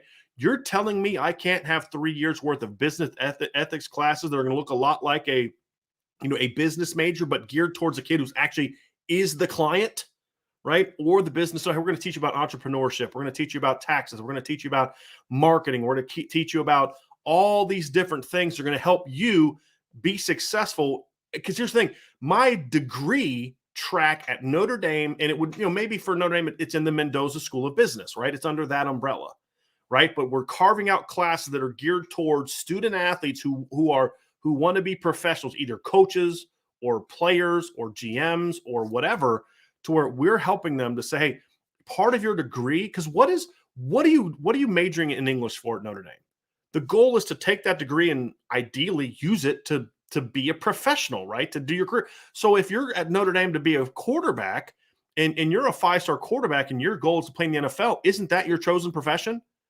Why aren't we helping you be successful there? The football coaches can help you be successful from the athletic standpoint, but we're going to make sure that you take the money you're making now and the money you're going to make in college football and make sure that you're prepared as best as we can to protect you from the vultures that wait for you, right? Why is that not allowed in the NCAA, right? Why are athletes somehow treated like second-class citizens who have to take these majors Like people say, well, these kids don't care about school. Yeah, because they're not allowed to major in things that actually are going to help them in their chosen profession, like a student who wants to be an engineer can, or a doctor, or whatever the case may be. Why aren't we fixing that? Right? Make them real courses, make them go to class, make them do all those things, but actually give them tracks that as athletes are helping them be successful. And if you end up not being good enough to be a professional athlete, you learn some really important lessons. So imagine if, let's imagine if Brandon Wimbush would have gone through this track. He would have taken some things very similar to what he's doing now, but even more stuff that would have helped him to go be successful in this career in athletics where he's not a player. So there's just so many things that we should be doing if we really care about preparing young people to be successful in life and not just using them, to be, our talent for the next 4 years or 5 years, whatever the case may be. And so that's what I would like to see. Those are things I like to see change. Those are a little different than the portal stuff, but to the heart of what you were saying, Ryan, is if we're actually doing what we should be doing, there's two priorities: protect the game and protect young people. Protecting young people doesn't mean, protecting them. It's protection is also, I'm a big believer in this, right? Like, I'm a Christian. I've talked about that before. God doesn't say that he's going to protect us and not let anything bad happen to us. No, he says, I'm going to give you the armor of God, the breastplate and all this other kind of stuff to protect you, because the slings and arrows are going to come, but I'm going to make sure I build you up in a way to make sure you can handle them. And that's what protection is to me. It's not that you're going to, keep all the bad people away for 4 years and then release you to the world. No, protection is, we're going to try the best we can to make this an environment where you can grow and flourish as a young man, a young woman, because I think some of these things are principles should be for all sports. A young man, a young woman, we're gonna not just protect you as best we can, but we're gonna also teach you and give you the resources you need that once you leave here, you're ready to rock and roll. And we'll do things where we're gonna connect you with this person and that person, the other things, to try to help you be successful in life beyond your 4-year career. If more schools were forced to do things like that and we're allowed to do things like that, it'd be phenomenal. It's like, and I think in basketball too, Ryan, if you're a guy, you're Paolo, what's a Banchero, right? The kid who went to Duke. Why is that kid, if he's only going to be here for 2 semesters, why is Duke not allowed to create a track for him where the 12 hours he's taking both semesters are geared towards business ethics, marketing, all these type of things are going to actually, hey, he's only going to be here for 2 semesters, but we're going to do the best we can as an academic institution to make sure he is as prepared as we possibly can make him to be able to take whatever financial success he's going to have in professional and maximize it. Right. Why are we not doing even stuff as easy as like interview prep or like how, like, I mean, obviously you don't want to talk about agents too much, but like, I mean, why like not? But that's that can be a week. Questions. That can be a 2-week section of your business ethics class. Let's bring in some agents that we know that we think are doing this right and say, hey, look, guys, here's the deal. I'm not soliciting it, and maybe find retired agents. That way, there's no, conflict of interest, right?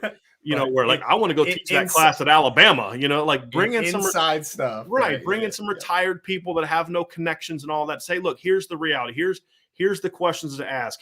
Maybe I wish some former agents would start an agency that's geared towards helping these young people pick the right agents, right? I mean, I put on Twitter the other day, Brian, because this is on a similar vein. I would love an agent to do a podcast where he talks about the real life workings of what he does and kind of like showing behind the scenes, because it's important. I think it's really important. Right. Hey, if you get told this, it's a lie. Right. I mean, that's the thing is why is the NCAA and the schools not doing more of this? Because at the end of the day, I don't think they care about young people. I don't. I think they care about money. And if they're going to tell me they care about young people, then the steps we've laid out and they care about the game. Because that's the thing is we have enough people. We have too many people that are looking out for their bottom line and not enough people looking out for the integrity for the game. And the reason that matters is because it's like with anything. We are stewards of this game right now. You and I are in our role. Marcus Freeman is in his role. The Notre Dame players are in their role. The ADs, the president, we're all stewards of this great game. This game has allowed us to be able to sit here on a podcast instead of having real jobs, and make money and support my family because of the game that we're passionate about. I want to make sure that in 20 years, the next Brian Driscoll has a game that people care enough about where he can do that. And that's our response. And then Marcus Freeman needs to be doing the same thing. And Lincoln Riley needs to be doing the same thing. But Lincoln Riley doesn't care about that. Lincoln Riley cares about Lincoln Riley. And that's the problem. And until people step up and say, hey, look, this is a wonderful, beautiful game that has provided so many opportunities for young people to better their lives. We got to make sure we're protecting this game. If there aren't more leaders that are like that, then eventually it's going to become a semi-pro league. And somebody say, make it that, and then, this can be like D3. And I hate that idea, because these opportunities, like the kids that play at Notre Dame don't just get opportunities because of, to go play NFL. Some of these kids are going to get opportunities at a law firm because, man, hey, you know what? You were a great quarterback and we would love to have you. We think you're talented, but we also think that recognition can help us. So, okay, great. Fine. They're still using their name, image, and likeness to be successful in life, even if it's not on the football field. There's no problem with that. And if we remove college athletics from that and make it like D3, that doesn't better young people. It doesn't better young people at all. The system we have now has the opportunity to be great, as long as we can try as best we can to get the negative influences out of it and get it back to making the game great and to protect and promote young people. Mm-hmm. If we get back to doing that, then we can make this thing better than ever.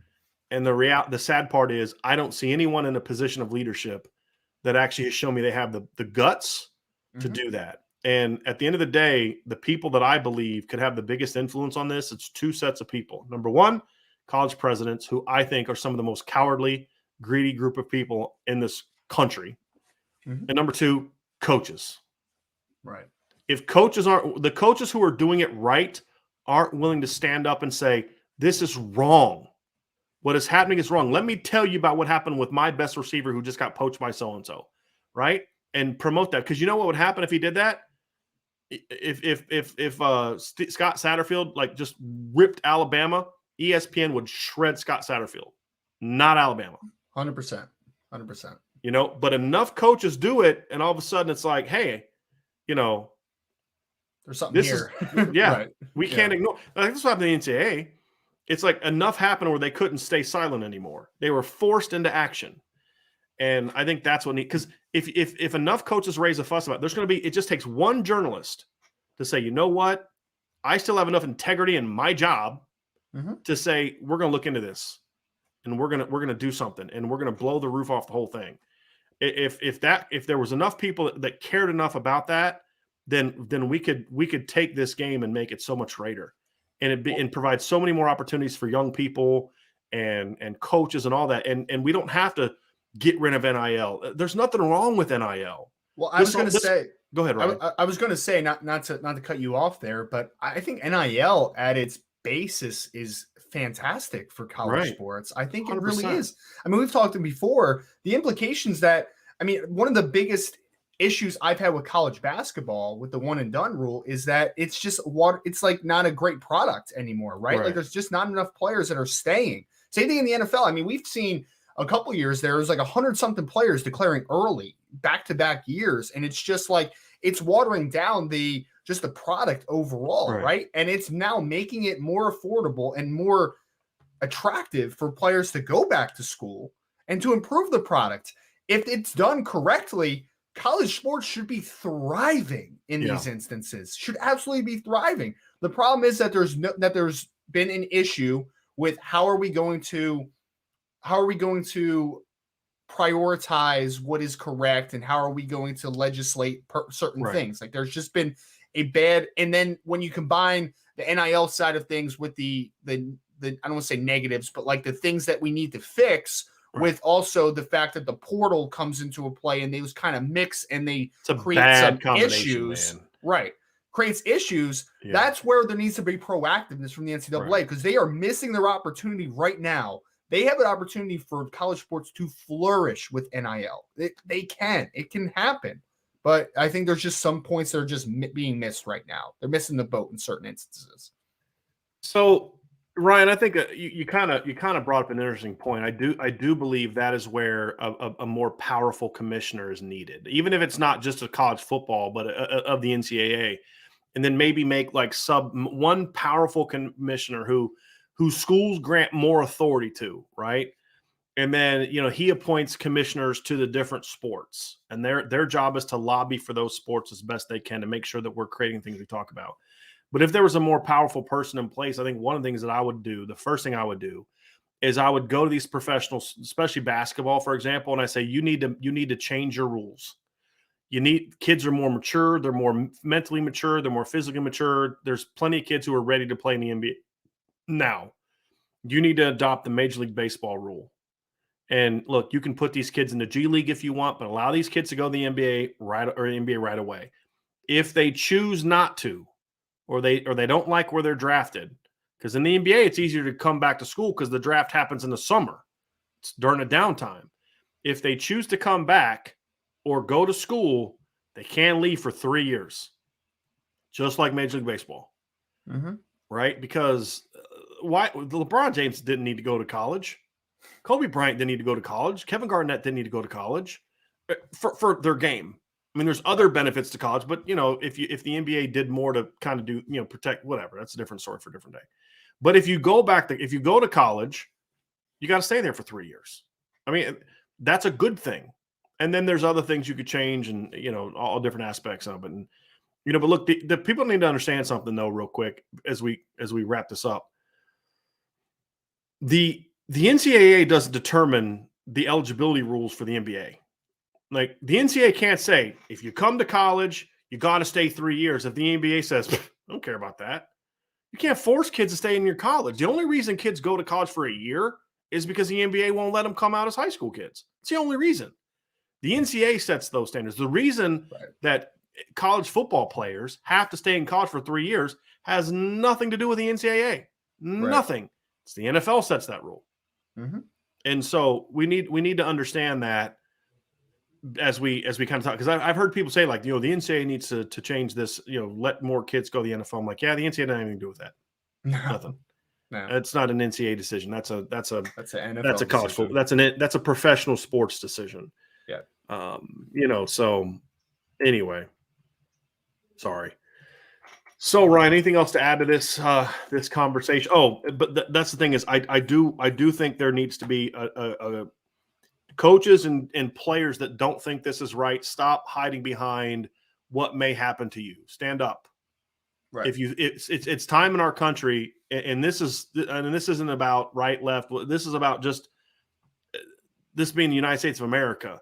If you don't think something is right, stand up and say it. Stop being afraid of whatever consequences may come your way. Stand up and say it.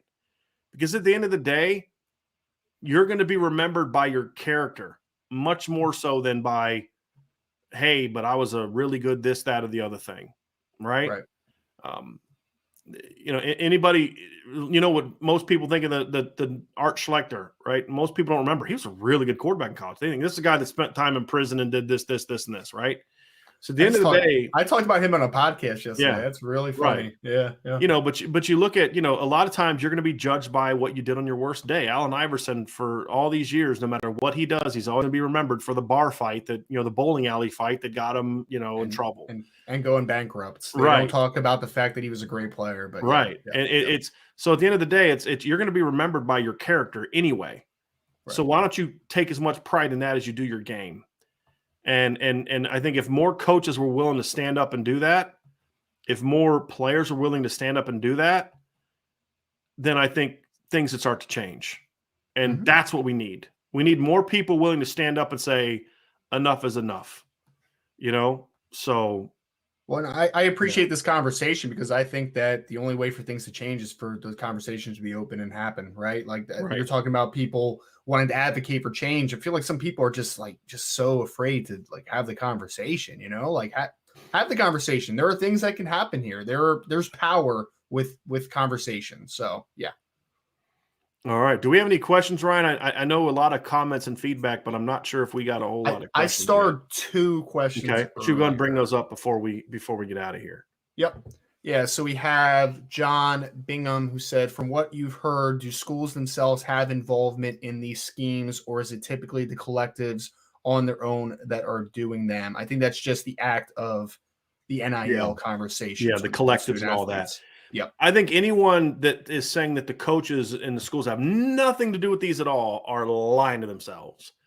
The coaches in the schools are not supposed to have any involvement in this, but come on. Mm-hmm. You know, like you don't think if Lincoln Riley or Marcus Freeman or somebody else found out that a collective was offering money to the fourth quarterback on their board, they wouldn't say, "Hey guys, we're not recruiting that guy. We're recruiting this guy," or whatever. You know, of course they have some involvement in that. Now they're not involved in the fundraising and those type of things, but you know they're involved. You absolutely know they're involved. They're not just randomly. Hey, you know what? Let's randomly reach out to Jordan Addison, some random wide receiver, because I don't know if Lincoln Riley would want him or not. But let's go ahead and reach out to him. I'm not that stupid. I'm not that naive, and I just don't think anyone else should be that naive either. And so, Jordan, I think it's a great question, or John, I think that's a great question. They're not supposed to be involved at all, but they are. I mean, they are. I mean, how else did the boosters at Alabama know that Jahmyr Gibbs is the guy that Nick Saban would want running back? Exactly. Come on. And are they that great talent evaluators? Like, really? Right. Come on. I'm supposed to believe that I'm just using Nick Saban because that's the one that you just used, right? I'm supposed to believe that Nick Saban doesn't talk to the boosters, right? Like I'm supposed to believe that. And again, is it Nick Saban saying, "Hey guys, I would really like Jahmyr Gibbs"? He's not that stupid, right? Like, let's not be children here, right? Like, it's like, you know, man, I tell you what, just random conversation. I was watching some Georgia Tech film the other day, but that boy Jahmyr Gibbs is a heck of a football player. I wish we had a back like that. And then there you go. I didn't tell. I just commented that I thought Jahmyr Gibbs is a great player. I didn't. Come on, we're not stupid. You know what I mean? Like, come on. Let's be grown-ups here. I'm not saying this to John. I think John's question is great. That's a great question. I see a lot of that in Twitter, like, well, you know, Lincoln Riley didn't know that this was happening. Come on, don't be that stupid, right? Like, I know it's your team, but here's you know what I wish we would all do? I wish we would all have like a standard that we hold things to. Even if our team does it, we're still going to say, no, that's bullcrap, right? Because like if Oregon was doing what USC was doing, USC fans, as I said the other day, all 75 of the passionate USC fans they have, right? Don't just care about USC when they're good. They would all be raising heck about what's going on, right, at Oregon. If Auburn or Georgia was blatantly doing what Alabama's doing right now, Alabama fans would be losing their minds. How did Kirby Smart get Jahmyr Gibbs and, you know, Tyler Harrell and all these transfers? Like, there's got to be something going on. But when it's your school, it's like, no, I mean, they just want to come play for a great program, and that's just, you know, I mean, do with it. Our coach didn't say anything. That's why nothing changes, because we're always pointing the finger at somebody else's team, but we're not willing to hold our own people's feet to the fire. Right. And, you know, that's the role that fans have, because, hey, there's a whole lot more fans than there are players and coaches. And you know, we've had people say, well, you know, I don't want to stop watching the game. Is there anything I can do besides stop watching? I'm like, no, there's not. Because at the end of the day, when you watch, when you go, when you attend, they're going to make their money, and that's all they care about. Mm-hmm. Right? It's not until they start losing the money that they are fueled on that they start making changes. It's the bottom line. Right. And so if enough fans kind of – now, there are things you can do. If enough fans kind of said enough of this stuff, then things would change. But we've got to be able to hold our own programs to the fire. For nobody cares what an Ohio State fan thinks about what Michigan's doing, or Notre Dame fans think about what USC's doing. Mm-hmm. Right? That's the reality of it. Got a couple more here, I see. Yep. Going to D-Rock. Question: if an athlete gets an NIL deal, should he or she get scholarship dollars for room, board, and tuition as well? Yes, absolutely. Here's the thing. The only way that I'm a fan of getting rid of tuition, because again, we're punishing kids for being really good at their sport in that instance. Hey, you're a great football player, and that great talent that you brought to our institution that's making us money, lots and lots and lots and lots of money, has resulted in you making NIL deals. So that's not fair. You got to pay your own tuition. That I don't like that at all.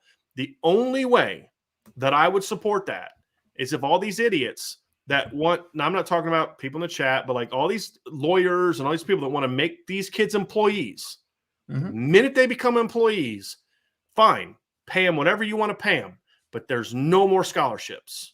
They got to pay for their own room and board, their own tuition, their own equipment, their own things like D3 players do, right? You want to make them employees, then that's part of the deal, right? I mean, that's fine. But, because schools, if employees of schools are then paying their salaries, right? No. I mean, I don't pay Ryan's rent. I pay Ryan a salary, and Ryan can do with that however the heck he wants, right? And so that's the reality of it. But when it comes to NIL, I'm not going to punish kids for being really good at a sport that we love, that brings fame and attention to them and their program, and that results in them making money. I'm not one of those people that's jealous of that. I love that, right? I'm fine with that. I'm okay with that.